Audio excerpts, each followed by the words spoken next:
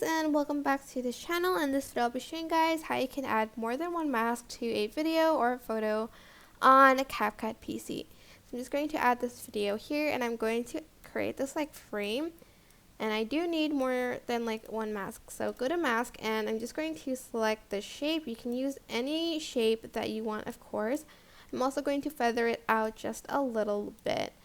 Then I'm going to simply right click and select create compound clip, and then here I'm going to add the mask button again, but I'm going to reverse it to create this really cool frame that I can feather out again. You can even add in a shadow, so add this behind the mask. Then you are going to select the star shape, and you're going to create a star shape here first, and then you're going to again right click, create compound clip, and then select the star shape again and reverse it, and you're going to create the shadow here, and you're just going to feather that out like so to create a shadow behind it.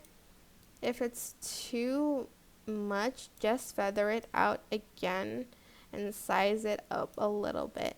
And that is basically it. I hope this tutorial was helpful for you guys. Don't forget to like, comment, share, and also subscribe to this channel if you haven't done that already. If you have any questions, just leave it in the comment section down below, and I'll try my best to answer them all for you guys. Thank you so much for watching. Bye!